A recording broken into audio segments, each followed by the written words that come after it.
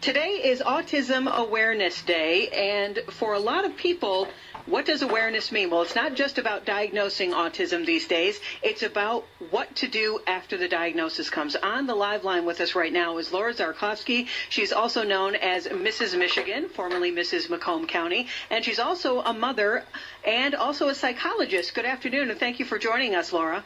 Good afternoon, Jackie. Thanks for having me. So tell me a little bit about Autism Awareness Day and what that means in terms of how we can move forward in dealing with this affliction.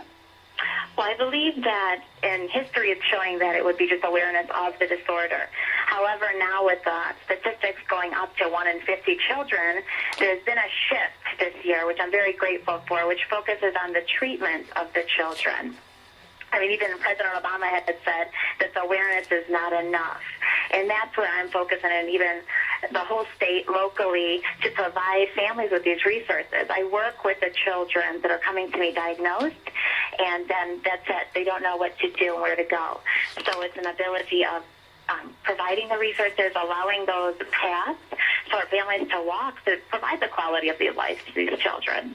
And we see that there's declining budgets all over the place, all over the country, essentially, that care for these kids during the school day is becoming less and less so. How can we, as a community, come together to try and combat that? Well, that's a lot of it. What I'm doing is providing ability to reach out to these local areas. There's a foundation that I work with called Stefan's Hope that works within Macomb and Oakland County and surrounding areas, and they do a lot of fundraising and allow all these support groups. So the child that only gets parapro for 45 minutes a day at school can get additional resources of handwriting workshops, support groups for the parents, occupational therapy, which is detrimental with the sensory input. So a lot of it is providing paths for these parents outside of what's already given to us. You know, we have these rules that we have to abide by with schools, but it's about putting together more pieces to provide a quality of life rather than just quantity of services. Okay, and you are using your position as Mrs. Michigan to try and raise awareness on the subject.